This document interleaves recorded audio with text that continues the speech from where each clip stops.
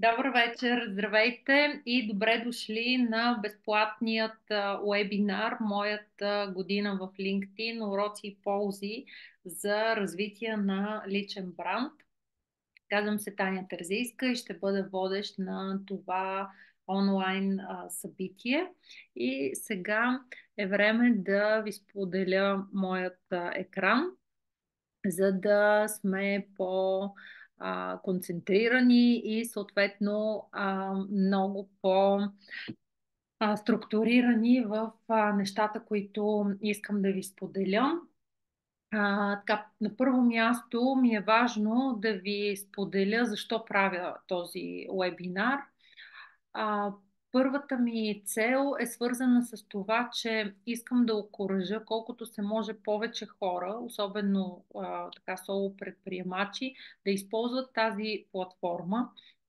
От една страна, за да развиват мрежата си от контакти, от друга страна, за да създадат допълнителни бизнес възможности и така да разширяват съответно и размера на своя бизнес. По егоистичната страна или моята егоистична цел е така да се опитам да дам своя малък дан, като помагайки на вас да си гарантирам, че самата аз ще виждам качествено съдържание с добре структурирани текстове, снимки, така че искам и аз да се вдъхновявам и да има повече създатели на съдържание, които а, не публикуват просто е така за спорта, а наистина създават своето присъствие и добавена стойност в тази наистина невероятна платформа. Така, много важно уточнение е, че смятам, че моята опитност в използването на платформата е повече насочена към хора, които са соло предприемачи, самонаети, нямат голям екип, и нямат кой знае какви бюджети за реклама. Така че аз къде на шега, къде наистина обичам да казвам, че поради липса на бюджети за маркетинг, умея да създавам маркетинг за без пари и силно вярвам, че LinkedIn помага точно в тази насока и за това ще ви разкажа тази вечер малко повече за моя опит с платформата. Но преди това да ви се представя за тези от вас, които не ме познават, казвам се Таня Терзийска. По професия и трудов стаж съм кариерен консултант с над 12 години опит. По призвание съм събирач на хора. Защо? Защото организирам две събития. Едното се казва Book Talk, това е месечно събитие за резюмета на книги. А другото събитие е насочено към дами и има за цел да ги подпомогне в така личностното израстване. И най-вече целта на събитието е да създаде дамска общност за нетворкинг и кариерно развитие.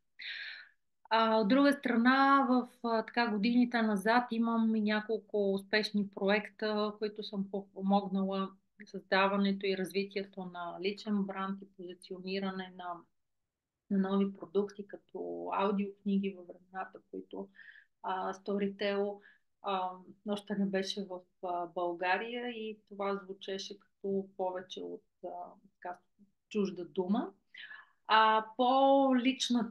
По-личното представяне за мен е, че аз съм един запален колоездач. Открих страстта си преди няколко години, т.е. не съм колоездач от дете, но с това споделяне искам да ви окуража да пробвате колкото се може повече нови преживявания, нови хобита, защото не се знае къде и кога ще откриете вашата страст и нещо, което така много, много ви изпълва с енергия. Така че това е за мен. Ще се радвам на различни живи събития, в различни форми за учене, да разбера и повече за вас и така да се запознаем наистина. Сега ми е важно тъй като ще си говорим много активно за LinkedIn, в рамките на една-две минути, използвайки чата, да се самооцените къде според вас се намират, как оценяте вашето представяне, като едно в тази скала е страх ме да ходя там и по-скоро, нали, така стоя само наблюдавайки хората, които са в тази платформа. А другата крайност на скалата е аз съм LinkedIn гуру и няма какво много да науча. Така че, моля ви, в рамките на една-две минутки оценете се къде смятате, че се намирате и колко съответно добре се справяте, използвайки платформата LinkedIn. Да, виждам така първите оценки. Да, благодаря. Със сигурност така, обстановката, ситуацията е доста шарена. Виждам хора, които така се оценят в по-ниските скали, но пък с амбиция да разширят, да подобрят присъствието си. И други дами, които пък смятат, че са осмици, девятки. Определено ще ми е предизвикателно да ви впечатля, тъй като сте все по-близо до гурото. Но благодаря за това споделяне, така да се ориентирам къде вие смятате, че се намирате. Така, сега е време да почна да ви споделям моите открития за LinkedIn. Първата и най-важна новина за някой от вас ще бъде, че LinkedIn това не е социална медия, като Facebook, а това е платформа, която работи в няколко направления. Едното е изграждане на мрежа от контакти или нетворкинг, а, развитие на този нетворкинг до добре работещи бизнес отношения. Не на последно място за популяризиране на личния бранд, когато така се заявяваме, представяме като експерти в дадена област, ние имаме нужда да правим нашата експертиза достояние на колкото се може повече хора. Нещо, което може би е малко по-неизвестно, е, че LinkedIn същевременно е и платформа за учене. Преди години купиха една световна платформа, Линда се казваше, и я имплементираха към LinkedIn, но тя предоставя възможности както за различни безплатни обучения, някои са с по-професионална насоченост и така специфичност, други са повече към така наречените меки умения. Така че отделно нетворкинг има и няколко, да наречем, не знам как правилно да го нарека, профила, която се използва в тясно от HR и специалисти по подбор и обучение на персонала. И друга част, която се нарича Sales Navigator, и тя се използва за така наречените бизнес-то-бизнес продажби.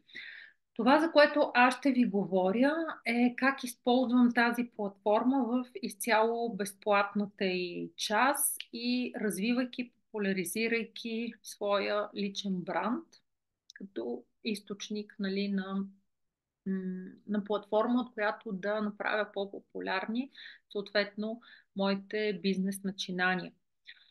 Така, нещо, което по принцип цялостното ми поведение е насочено от малко така по-позитивното да гледам на света, но тук не случайно започвам с негативното и какво всъщност аз не публикувам и надали някога ще видите в моя профил в LinkedIn. Това са колажи в стил началото на Фейсбук. Така ги оприличавам. Това са едни такива снимки, къде на бебета, къде на някакви коли, с не особено високо качество и отделно натоварени с някакви шрифтове, някакви текстове там от типа на какво правя, когато клиента ми каже еди какво си, какво и такъв тип съдържание. Смятам, че е безкрайно неуместно и нали, всеки от нас има някаква доза въображение, с която би могъл да измисли далеч по-качествено съдържание. В крайна сметка не е задължително, ако нямаме хубава, качествена, автентична снимка, която визуализира нещо от нашата работа, нещо от нашите ценности. А, не знам, аз такъв тип снимки смятам, че е изключително устаряло, изключително не на място да се ползват.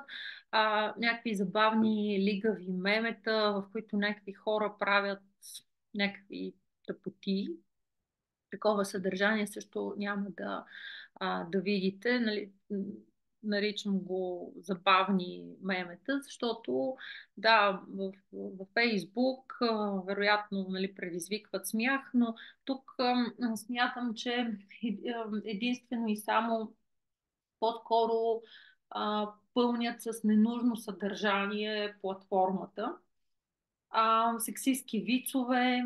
Забелязвам, че така има хора с богата, богата мрежа от контакти, които съответно явно това нещо предизвиква доста харесвания, споделяния. Не съм фен на това. Смятам, че също няма място в LinkedIn. Със сигурност нали, не искам да прозвуча и като нали, така, супер строга в разбиранията си за тази платформа, но смятам, че не трябва да я замърсяваме с неща, които са в страни от теми като мотивация за работа, баланс между личен живот. Да, може да покажем по някакъв начин как почиваме на места, на които почиваме, но това съдържание по-скоро да бъде пречупено през призмата на моята професионална роля, на моите ценности като личност. Сток снимки от разни платформи за безплатни фотографии. Смятам, че нали, този тип натюрмор, нали, подредени там някакви предмети и отдолу послания, нали, весела Коледа или там честит ден на не знам си на какво. Смятам също, че като тип съдържания не носят стойност за абсолютно никой, просто да отчетем активност. Агресивни търговски съобщения. Все още тук-таме самата аз получавам като съобщения. Нали, аз съм Еди кой си, тук имам невероятното ексклюзивно там извънземно предложение, с което ще станете мултимилионер и 5 страници текст. Мятам, че това отдавна са така. Този търговски подход отдавна е устарял и не мисля, че води до някаква ефективност. Така че такъв тип съдържание от мен няма да видите и така ви агитирам и вие да не го използвате, да заложите на по-стойностни публикации, създаване на документи и изобщо съдържание, което носи стойност както за вас и за вашия бранд, така и за аудиторията, която ви следва. Време е така да насоча вниманието по-конкретно към моя опит в платформата. Той датира от 2009 година. Това са доста години, но така, не искам да акцентирам на годините, защото някъде така ще трябва да ви спомена и аз самата на колко съм години. Но извън шегата, аз наистина съм фен от 2009 година, само че в различните периоди, етапи на мои кариерни трансформации, проекти и така нататък, не съм го ползвала с тази интензивност, която последната една година. Първият ми опит с платформата ми помогна, когато бях нещо в ролята на асистент, който да подпомага търговец в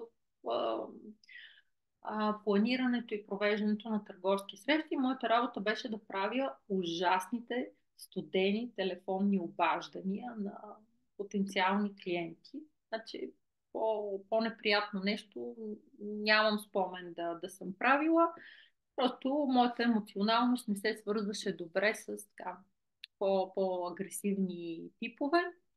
Но както и да е, в един момент чух, разбрах, прочетах, че съществува такава платформа и съответно там започнах да пиша съобщения, направих си няколко скрипта, които съответно да стигнат така, до различен тип хора, защото по различен начин възприемаме информация, един с въображение, друг с повече факти, но този тип съобщения ми помогнаха така да спася дистанцията и съответно да получа одобрение да се обадя на човек Хикс. Нали. Той ми дава своето одобрение. Така че тогава нали, усетих още ползата, че ми помогна да се справя с дискомфорта и някакси пък и да повиша ефективността от работата ми, като достигах не просто да изпратя, да направя там 10 студени обаждания и да не мога да организирам нито една среща, ами всъщност да стигна до примерно 2-3 срещи и така нататък. Там, и след това на различни приливи и отливи съм ползвала за свързване с потенциални партньори за проекти по Еразъм. Това са били различни видове институции, с така, профил образование, кариерно ориентиране и така нататък. Така че тогава също имаше някакъв период на активно ползване. И във времената, известно време се бях откъснала от кариерното консултиране, развивайки бизнес в сферата на споделено работно пространство. И там някъде в 2020, като стана много така, трудно в този бизнес, отново се пресетих, че тази платформа е така помагаща. Тогава започнах отново да използвам, за да популяризирам пространството, но не толкова организирано, колкото в тази последна година. И тази една година всъщност чрез LinkedIn аз успях така да се насоча на къде искам да трансформирам кариерата си, след като затворих преди година и половина моя бизнес. Но така, LinkedIn ми помогна през тази една година да се позиционирам и най-вече големия резултат, който постигнах е да възстановя супер успешно своите две събития. Така че това е бизнес резултата, който постигнах благодарение на използването на платформата и развитието на моят личен бранд. Ето г, така, ето и малко по-егоцентричната част от нашето онлайн събитие. Това е да ви представя моите резултати. Те са изцяло статистически. Това, което разбирам от скъдното, тъй като LinkedIn е малко по-скъден от към даване на статистика за нашето представяне. Тук виждам, че през тази година моите постове, публикации са се появили 700 хиляди пъти. И сега тук е много важно, гледайки тези цифри, да дам контекста, че нещата, които аз правя в платформата, съдържанието, което създавам, то е изцяло и единствено на български. Това се обуславя от факта, че бизнеса ми, организирането, провеждането на събития е изцяло насочено към български клиенти. Консултациите ми по линия на развитие на кариерата, управление на кариерата, развитие на личен бранд, те също са насочени към бизнес клиенти, така че нямам причина в момента да създавам съдържание на английски, но съдържанието на език, различен от английски, със сигурност е много по-ограничено, така че предвид българската ми аудитория, българския език, това са доста високи резултати за които демонстрират, нали, ангажираността и разпознаваемостта на професионалният ми бранд. В тази една година, освен че публикациите ми са били доста видими и са се позиционирали в фидовете на колкото се може повече хора, успях да добавя 4000 нови контакта. Казах ви, че използвам платформата на приливи и отливи от 2009 година, значи до преди тази година аз имах само 4000 контакта и в рамките на една година добавих същото количество нови хора. Повиших така наречения Social Selling Index. За него ще ви разкажа малко по-подробно по-нататък в нашото събитие. Вече тук по-бизнес резултатите, извън темата, лайкове, коментари и достигане. Успях да продам над 1000 билета за двете си събития, което едно, че аз ги рестартирах след няколко години, които изобщо не се е чувало за тях, но и реално привлякох и в залите, в които ги случвам. Аз събрах над 1000 души в рамките на една година. Така че друго нещо, за което ми помогна, нали, чисто рационален резултат, това е, че успях да привлека и първия си рекламодател за събитието Book Talks. Нали, платформата ми помогна да се свържа с там бранд, менеджери, маркетолози и съответно видимостта ми на това, което споделям, това, което правя, допринесе да ми имат по-високо доверие, така че в крайна сметка и с няколко търговски срещи, вече там детайлни преговори и така нататък, стигнахме до сделка и BookTalks е събитие, което има своят рекламодател. Така, по-емоционалната част от използването на LinkedIn е, че успях да се здобия, да открия 6 нови приятеля. Какво имам предвид? Това са така много интересни взаимоотношения, които отново се изграждат благодарение на активността. В един момент, нали, те започват да коментират мои публикации, аз коментирам техни.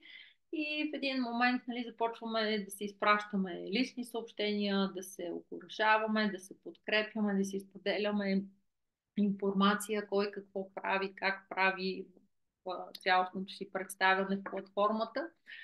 С някои от тях се виждаме на кафета, на обяди, извън платформата, с други чисто географски, нали, няма как да се случи, тъй като не живеят в София или пък не са в България. Така че това е една наистина много приятна част. Някакси чувстваш, че освен аудитория, имаш и самишленици, с които си помагате. Така че това е така, по-емоционалната страна от използването на LinkedIn. Какво е това Social Selling Index? Може би някой от вас са абсолютно наясно и го прилагат, други чуват за първи път за този индекс. Аз самата разбрах за него някъде в юни месец, т.е. вече 6 месеца активно използвах платформата, но по-късно разбрах, че това е така индикатор, който ти дава обратна връзка как се справяш. И той измерва поведението, на база на поведението ни и активностите в тази платформа. Той ни замерва 4 елемента, индикатори. Едното е свързано с това как развиваме професионалния си бранд, също така достигането до правилните хора, с които да потребяват, нали, нашия бизнес или да са част от нашата мрежа от контакти. Третия критерий е как и доколко аудиторията се ангажира и харесва съдържанието, което споделяме. И последният е изграждането на отношения. Това също така може да ни ориентира, нали, за целите и ползите от използването на платформата, но реално погледнато това е много добра обратна връзка, огледало, в което да се огледаме как се движим, съответно във времето, какво подобряваме, какво занемаряваме в представянето си. Така че аз когато научих и за първи път си го измерих, той ми беше 36 точки. И сега, 6 месеца по-късно, увеличавайки съответно и активността си, и ангажираността на моята аудитория, съответно съм го повишила. Всеки от вас може да си го измери в а, частта Search, когато сте в платформата, във вашия профил. Отгоре можете да изпишете цялото наименование Social Selling Index или просто само абревиатурата SSSI и съответно попадате в началната страница в тази част, която ви споменах, Sales Navigator, но нали, напълно безплатно можете да си измерите, просто натискате бутона и той ви измерва веднага този ваш индекс, съответно ви дава и насока спрямо вашия бранш, който сте заложили в вашия профил, ви дава оценка къде се намирате вие спрямо, нали, групата на други хора като вас. В моя случай хората, аз попадам повече в консултантската част, предвид, че съм се заявила като кариерен консултант и ми дава, че хора в моя бранш са горе-долу достигат 37 точки. Така че това е още една информация, че се представям една идея над обичайното, над средното нали, за тази категория специалисти. Така че тук ви окуражавам да го ползвате. Нали, със сигурност няма никаква нужда да го правите всеки ден, просто на някакви периоди, това може да е месец, на 3, на 6, да виждате какво се случва, къде сте и дали всъщност напредвате. Но ако сте много в началото, те първа изграждате изобщо навика да влизате в тази платформа, те първа започвате да се колебаете, да обмисляте какво съдържание да публикувате, няма никакъв смисъл да се затрупвате с излишна статистика и това са просто такива допълнителни спирачки, които ще ви пречат да използвате по-активно платформата. Тук е мястото да ви споделя, че моите 3 най-добри поста, според, пак казвам, оскъдната статистика, която ни дава LinkedIn, са тези 3 поста. Те са специфични в това, че засягат различни теми в своята същност и послание. Първият ми най-успешен пост е свързан с темата за баланса между личен живот и работа и даже така как, нали, появата на детето ни влияе, нали, на кариерните решения.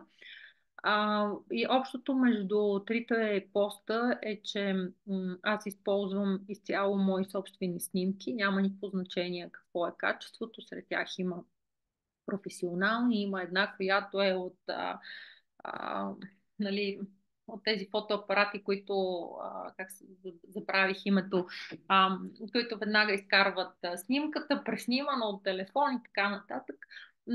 Нали, тук не говорим, че задължително трябва да имаме снимки. Просто това е част от моето разбиране, от това как на мен ми харесва да се поднася съдържание. Но така, това е общото, че е с снимка, но съдържанието на текста е абсолютно различно и съответно посланието ми към хората, които са част от аудиторията ми е тотално различно. Първата така е доста емоционална. Ето то се вижда, че тя е събрала, акумулирала най-много харесвания. Втората е, така, втория пост е по-скоро да го наречем зад кадър. Аз в ролята ми на организатор на събития, нали, споделям, ето тук организирам това събитие, така, но изведнъж споделям, нали, какво има отзад за подготовката, какво се случва. Тук разликата с другия пост е, че този няма толкова много харесвания, но пък има много по-висока интеракция.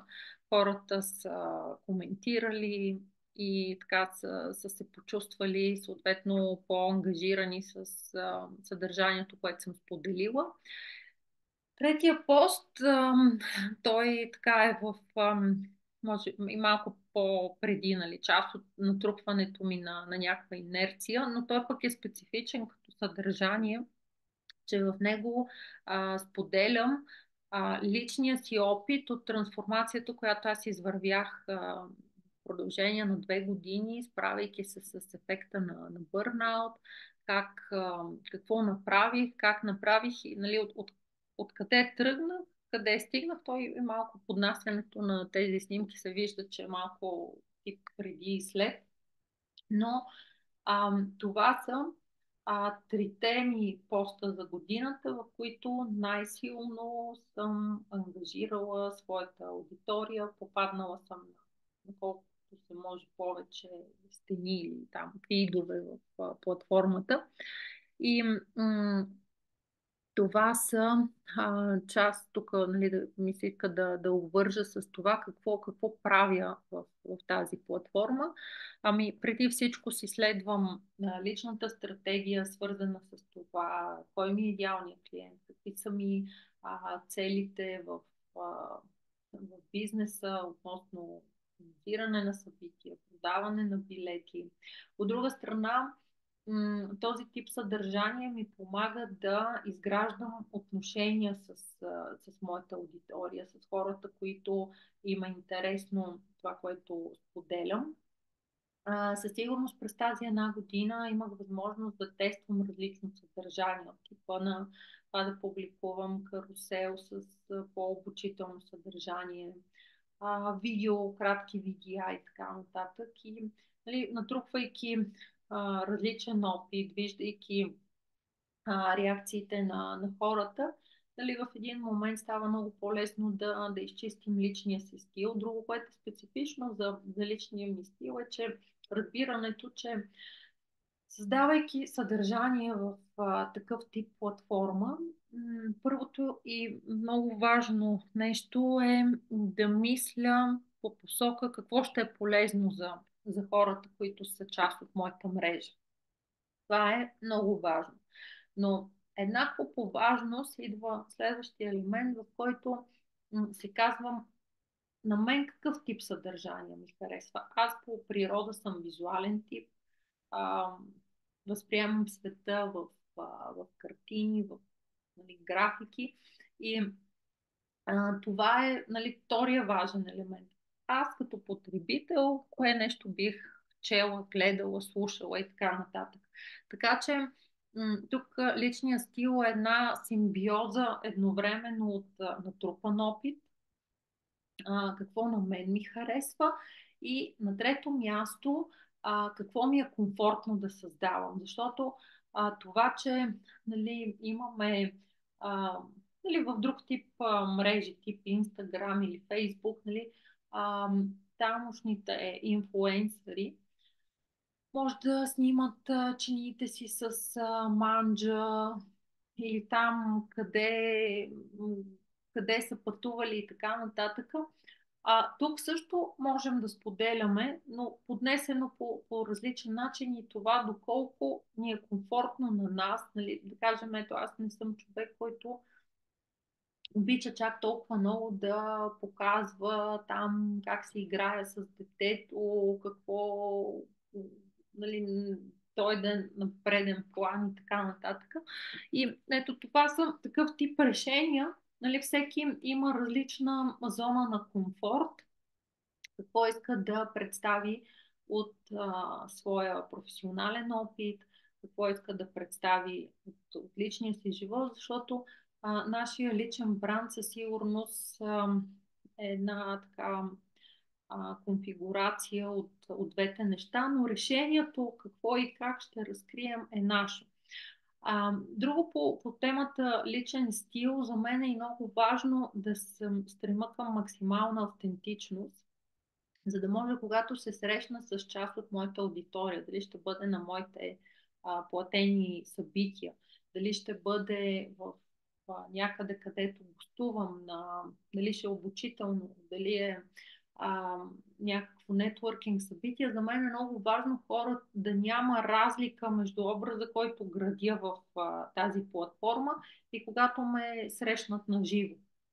Това ми е от изключително важно, защото самата аз съм срещала доста хора, които в онлайн се държат по един начин, излъчват едно, а пък в физическа среща или там на някакво мероприятие създават друг тип впечатления. Така че темата за развитието и налагането на личен стил през платформата е така доста голяма и широка, но тя е свързана с това какво и как ще публикуваме.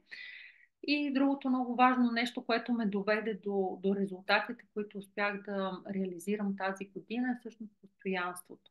Постоянството. Започнах от ситуация някъде там декември-януари миналата година, в началото на годината, когато бях безкрайно неуверена. Имах така два много сериозни примера на хора, които доста успешно се справят в платформата.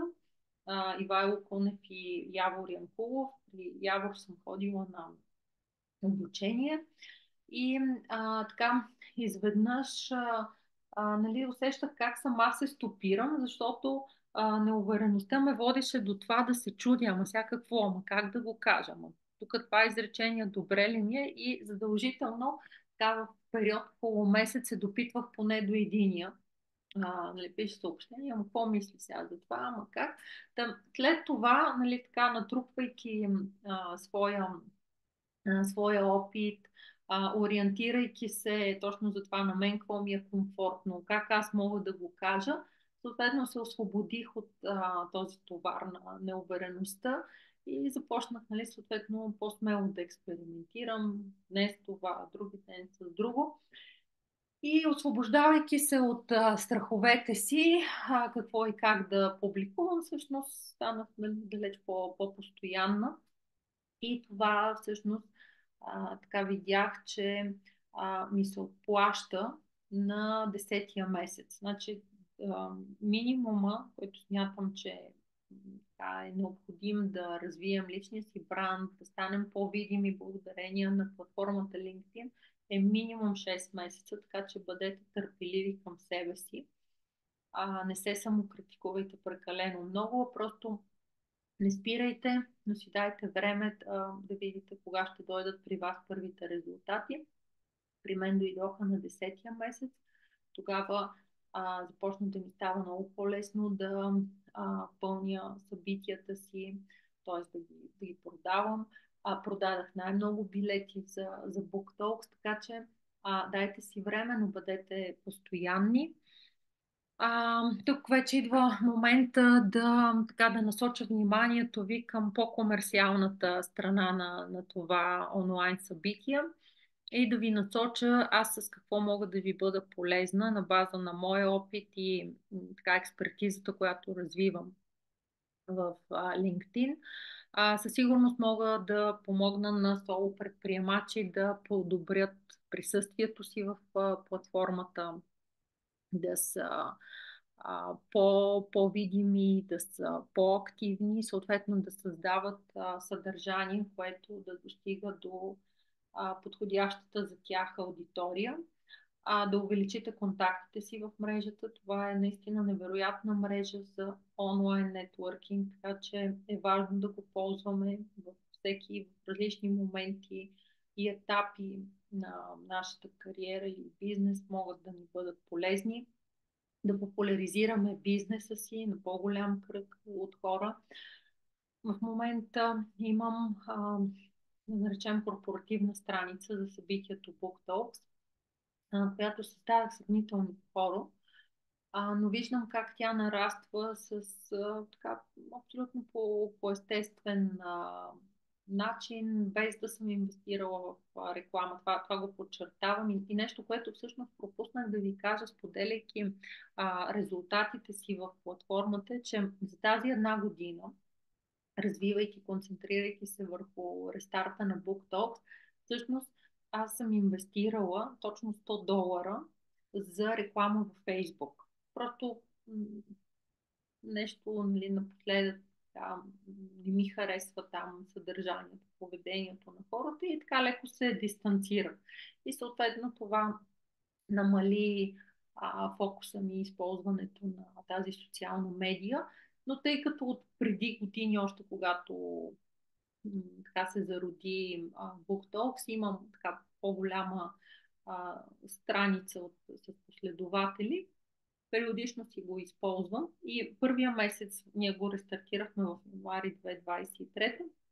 Тогава инвестирах $50 в реклама, защото така бях несигурна, хората помнят ли за това събитие, ще продадем ли там дори 10 билета.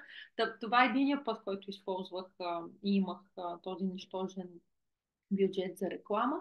И следващия беше в летните месеци, когато пак изпитах някакво колебания, дали сега лято, море, хората ги няма, извън София са. Така исках малко да подсиля ефекта. Но във всички останали месеци продажбата на билети при мен минава през публикации, които аз правя в личния си профил, и това води до поляризирането на събитието, до това да всеки път да има нови хора. И така че тук е, нали, мястото да знаете, че за това изключително активно агитирам за ползите от LinkedIn, защото аз самата не използвам за момента нищо от платените версии на LinkedIn, а изцяло органично, с моята активност, с моите публикации, успявам да разпространя за бизнеса си. Така че вярвам, че в това мога да ви бъда изключително полезна и да помогна и на вашия бизнес, особено ако сте соло предприемачи. И така, другото е да сте по-видими и откриваеми, разпознаваеми като партньори и съответно и за вашите клиенти. Ето тук е едно от нещата, които пак виждам като полза от тази платформа, е, че нали, през тази година отделих време, енергия, така очаквания да стигна до различни потенциални рекламодатели. Споделих ви вече, че един привляках, но винаги на принципа на меч пух, колкото повече, толкова повече. Но вече не ми се налага аз да съм активната, проактивната страна от нещата, а почвам да получавам съответно запитвания, свързват се с мен и питат, нали, има ли място, как можем да бъдем партньори на събитието BookTalks, така че това също е част от това активно използване на платформата и, нали, мога да ви помогна в този аспект на развитие на вашето използване на платформата LinkedIn. И така, моята оферта се свързва с това, че ви предлагам да се включите в онлайн обучение, което ще се проведе в началото на следващата година, 2024. Умишлено съм го разделила на 2 дни, защото смятам, че така е трудно да сме концентрирани и да ни е комфортно 4 часа на куп в Zoom, така че е разделено в 2 отделни дни, да имате време да осмислите поделеното съдържание и съответно да рефлектирате върху него. Втората опция, която ви предлагам, е същото това онлайн обучение, обогатено с така по-персонализирана услуга. Тя включва анализ на вашия профил в момента, на вашето поведение в мрежата, индивидуална консултация, в която да набележим какви са ви целите, какво искате да постигнете в платформата LinkedIn. Също така списък с препоръки какво, къде и как да подобрите в профила си. И другото, така смятам, много полезно нещо е, агитирайки ви да започнете да създавате съдържание в платформата, да ви давам обратна връзка на база на конкретното съдържание, което създавате, добре ли е, зле ли е, какво да подобрите, така че да извървите своя път от неуверен ползвател на платформата до такъв, който е абсолютно наясно и свободно я използва. Така, обучението, онлайн обучението само е с цена 199 лева, а с по-персонализираната добавена услуга е 399 лева. Съответно, това е плащане по банка с фактура. Дните, които съм избрала за онлайн обучението са 9 и 11 януари. Записването е до 5 януари. Можете да заявите своето участие и съответно да уточним детайлите, като ми пишете на имейла. Така, сега ще спра записа, за да се чувствате по-спокойни и свободни да задавате своите въпроси. Ето тук за тези от вас, които искат да ме намерят по-лесно в платформата LinkedIn, можете да сканирате QR кода и съответно да се свържем в платформата. И така, благодаря тази, за тази възможност да споделя повече за опита ми и така оставам на разположение за вашите въпроси. Тези от вас, които ще гледат по-късно уебинара на запис. Това са моите контакти. Ако имате нужда от повече детайли за обучението, което предлагам и специализираната консултация относно използването на LinkedIn, съм на ваше разположение, като се свържете с мен на имейл или чрез QR кода директно в платформата LinkedIn. Благодаря много и до нови срещи. Довиждане!